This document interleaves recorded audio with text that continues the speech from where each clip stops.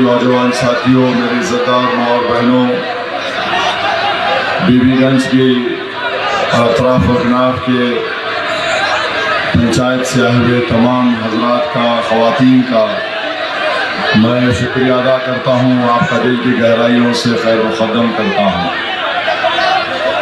मंच पर तशरीफ़ फरमा बहादुरगंज के मजलिस इत्तेहादुल मुस्लिमीन के उम्मीदवार जनाब तौसीफ आलम साहब, मेरे भाई राकेश कुमार पासवान साहब, डॉक्टर तौसीफ साहब, मौलाना सज्जाद साहब, इस्माइल असफी साहब, फजलुर रहमान, हसन राजा किंग, अहमद हुसैन, मुखिया हसन राजा, मुखिया तौफीक, मोहम्मद राजा आलम, हैदराबाद के मेरे माजिद हुसैन साहब और यूपी और हैदराबाद से तशरीफ़ लाए, महाराष्ट्र से तशरीफ़ लाए मजलिस के तमाम मेरे अजीज़ उफ़ा, मेरे अजीज़ दोस्तों और बुज़ुर्गों,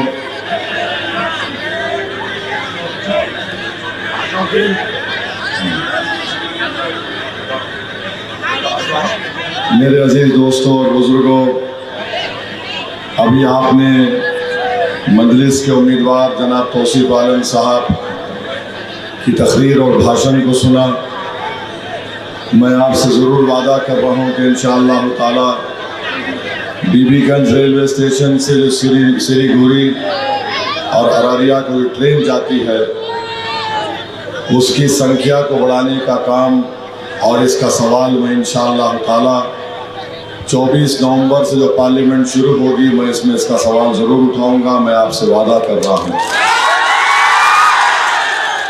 और साथ ही साथ आपने इस बात को रखा है कि वंदे भारत की ट्रेन जो पटना जाती है वो बीबीगंज रेलवे स्टेशन पे नहीं रुकती है। इंशाअल्लाह ताला इन दोनों मसलों और इन तकलीफ़ को दूर करने की कोशिश मैं भारत की पार्लियामेंट में करूँगा। और आपसे वादा कर रहा हूँ कि मैं रेलवे मंत्री को भी मिलकर आपकी तरफ से एक रिप्रेजेंटेशन या महज़र दूंगा ताकि यहाँ की जनता को ट्रेन रुकने से और ट्रेन की संख्या बढ़ाने से फ़ायदा हो सके। और साथ ही साथ मैं आपको बताना चाहता हूँ कि कनकई नदी और मटियारी में बचाव का बढ़िया काम और बंद निर्माण का काम इंशाअल्लाह ताला तौसीफ आलम साहब ज़रूर करवाएंगे। इससे बड़ी तकलीफ़ आपको होती है।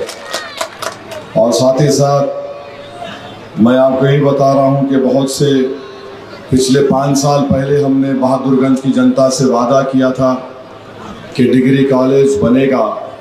अल्हम्दुलिल्लाह ज़मीन मिल चुकी है, उस पर अब बिल्डिंग बनाने का काम तौसीफ आलम साहब करेंगे इंशाअल्लाह।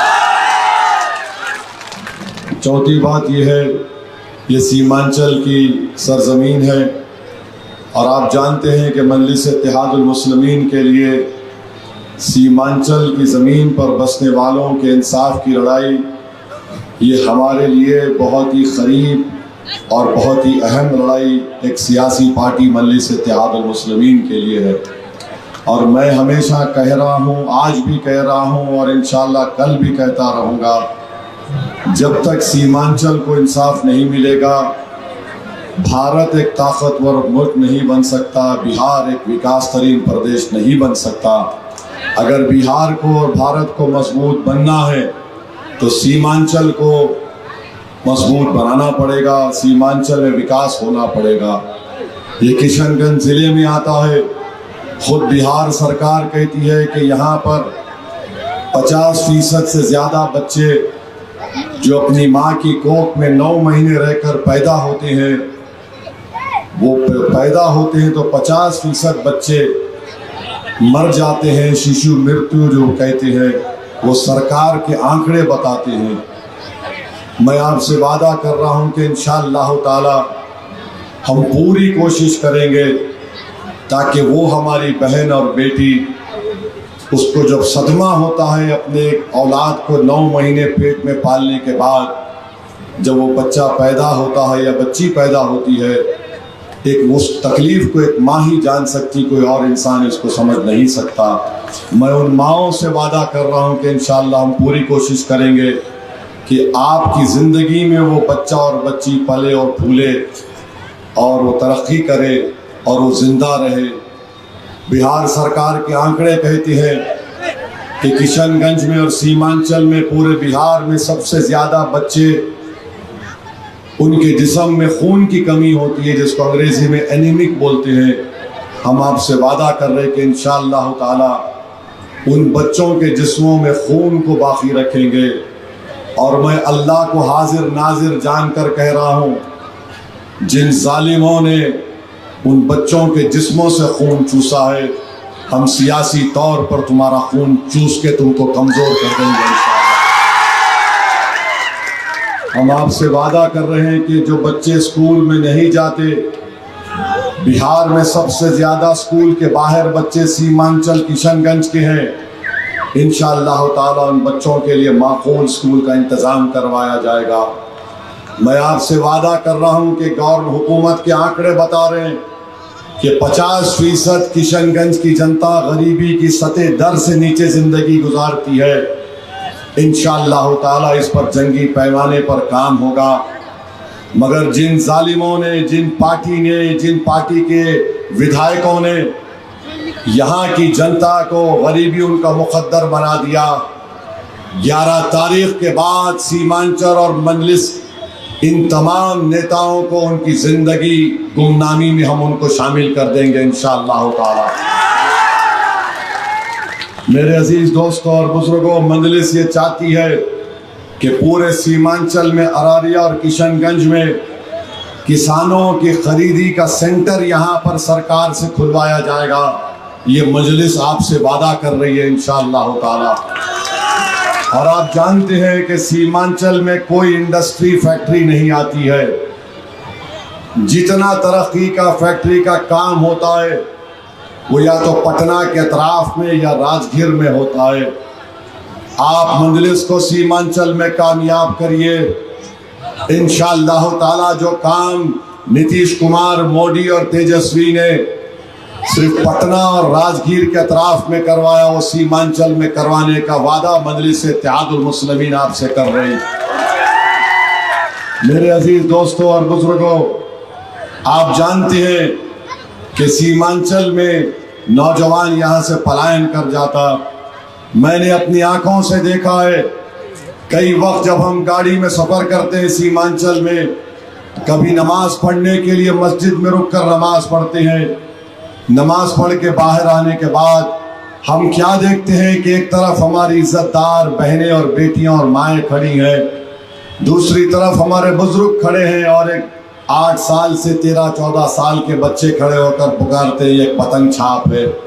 मगर सुनिए, मगर मेरी आंखें तरस जाती हैं उन नौजवानों को देखने के लिए जो अपना घर बार छोड़कर भारत के कोने कोने में जाते हैं।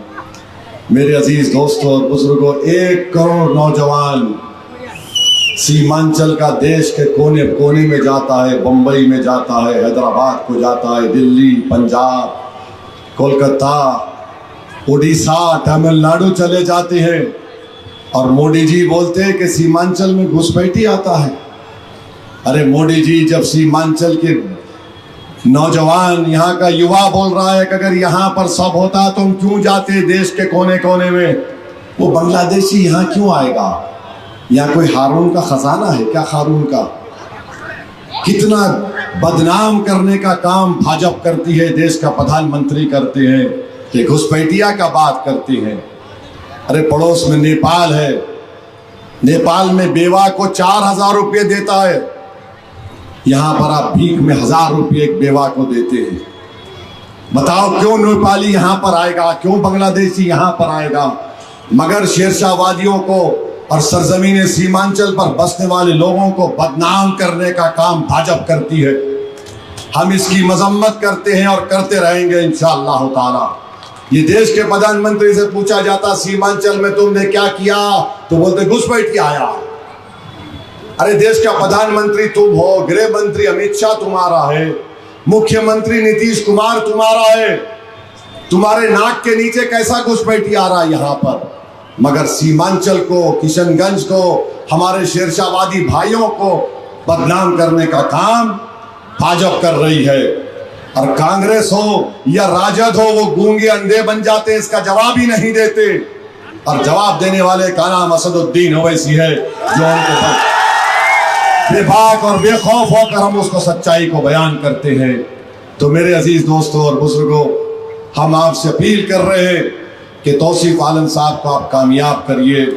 पिछले बार आपने मजलिस के पतंग छाप के निशान पर वोट दिया था, आपने किसी शख्सियत को या इंफरादियत को नहीं वोट दिया था, आपने पतंग छाप को वोट दिया था। तेजस्वी को बड़ी तकलीफ हुई, गठबंधन को पेट में दर्द शुरू हो गया, जिसमें कांग्रेस भी शामिल है। वो ये कह रही थी कि आखिर कौन है ये लोग। जब हमने सीमांचल को बर्बाद करने का इरादा किया तो सीमांचल ने अपनी लीडरशिप को पैदा कर दिया पतंग छाप के नाम पर। बीजेपी आरएसएस परेशान हो गई कि कौन है ये लोग जो टाटबंद और नदी कटाव के काम का वादा कर रहे हैं। ये कौन है ये लोग जो किशनगंज में चाय अनानास जो यहां पर उगता है उसकी कीमत का मुतालबा कर रहे हैं। इनको पसंद नहीं आया, इन्होंने हमारे 4 विधायक को तोड़ लिया। मगर आपने देखा जिनको तोड़ लिया था वो उन्हीं को इस्तेमाल करके उनके पीठ में खंजर घोंप दिया। बताओ अंजर नईमी अब कहां हैं? अंजर साहब आप कहां हैं? आइए, हमारा दिल साफ है आपके लिए। मैं उस वक्त भी आपसे कहा था ये सिर्फ इस्तेमाल करेगा तेजस्वी तुमको और तुमको छोड़ देगा। हम कोचा दामन मिर्जा रश्फी साहब के घर गए, उनसे मिले, उनको गले से लगाया। बताइए, इन्होंने इस्तेमाल किया और छोड़ दिया। और जो कल तक भाजपा में था उसको कोचा दामन का उम्मीदवार तेजस्वी ने, गठबंधन ने बनाया। आज ये गाली देते ओवैसी को कि ओवैसी नफरत की राजनीति करता है। अरे खुदा की कसम खाकर कह रहा हूं, मुझे मेरा एक भाषण बता दो जहां पर मैंने किसी मजहब या समुदाय के खिलाफ बात की है। बताओ कहीं है तो। अगर मैं सीमांचल के इंसाफ की बात कर रहा हूं तो सच है। अगर मैं कह रहा हूं कि सीमांचल में बड़ी तादाद में मुसलमान रहते हैं, वो गरीब हैं, उनका इस्तेसाल हो रहा है, बच्चे मर रहे हैं, नौजवानों का मुकद्दर बेरोजगार हो गया है, तो सच है, झूठ नहीं है। अगर इंसाफ का मुतालबा करना नफरत है तो ये तुम्हारे दिमाग की नफरत है, तुम्हारी सोच की नफरत है, जो तुम सीमांचल से कभी मोहब्बत नहीं किए ना कभी करोगे। तो मेरे अजीज दोस्तों और बुजुर्गों, ये लोग बकवास करते हैं, नफरत करते हैं। अरे बताओ, ऐसी सीमांचल की जब बात करता है तो तुम्हारे पेट में दर्द क्यों होता है?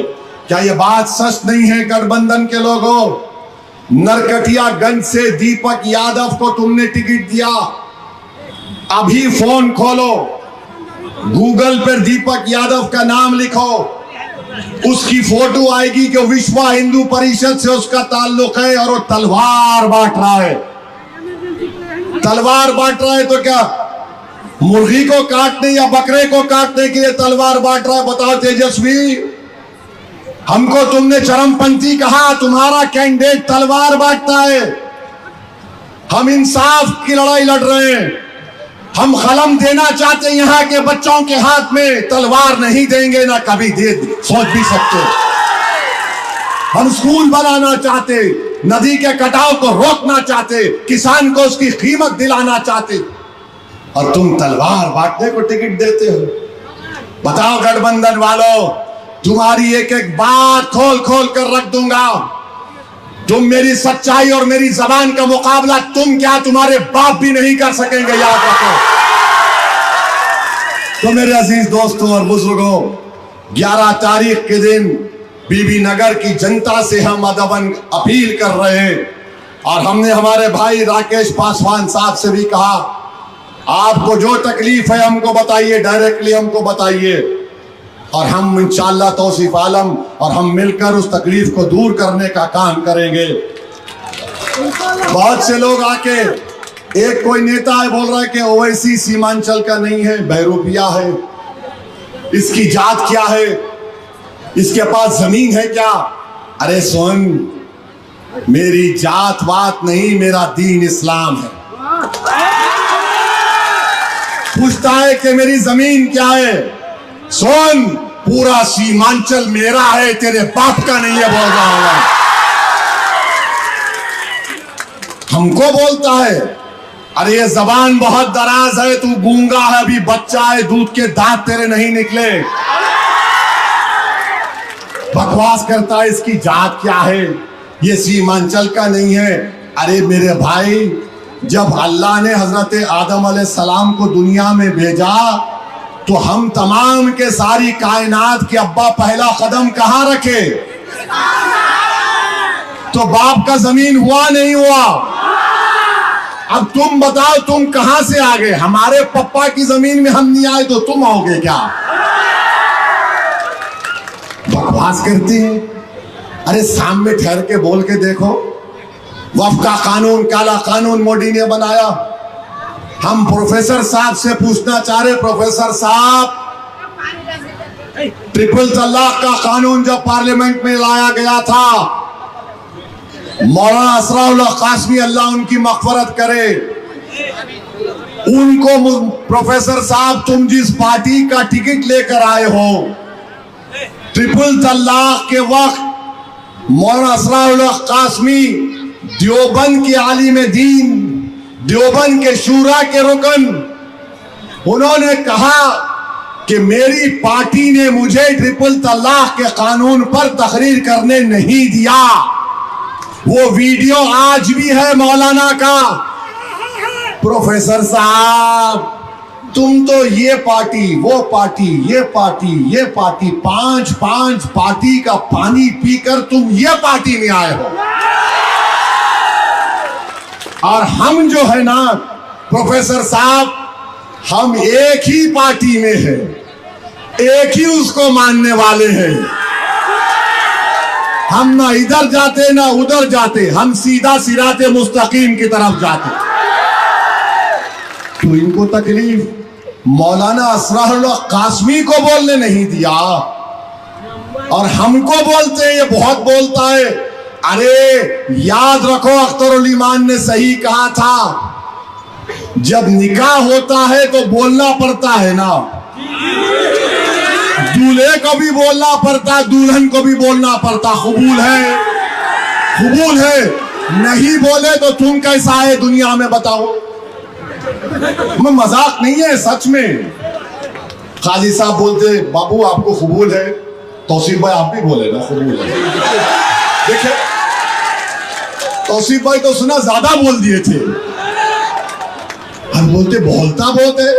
अरे बोलना पड़ता है, जब जीत कर जाते हैं तो लोग सुनना चाहते हैं। मैं हैदराबाद का एमपी हूं, मगर जब पार्लियामेंट में बोलता हूं तो सीमांचल का बच्चा, बुजुर्ग, माँ और बहनें फोन खोल कर देखती हैं कि मेरा भाई, मेरा बेटा क्या बोला, मुझे सुनना है आज। मेरे भाई, बोलने के लिए अल्लाह जबान दिया, सच्चाई बोलने के लिए अल्लाह ने दिमाग और दिल दिया। और अगर कोई नहीं बोल सकता तो इसमें मेरी गलती नहीं है। अगर कोई मुझे कहेगा कि तुझे मार देंगे अगर तू बोलेगा, तो मैं कहूंगा मैं मरना पसंद करूंगा, बुज़दिली की जिंदगी नहीं गुजार सकता मैं। तो मेरे अजीज दोस्तों और बुजुर्गों, 11 तारीख को क्या होगा? 11 तारीख को बीबीगंज में क्या होगा? किस पर बटन दबेगा? किस पर बटन?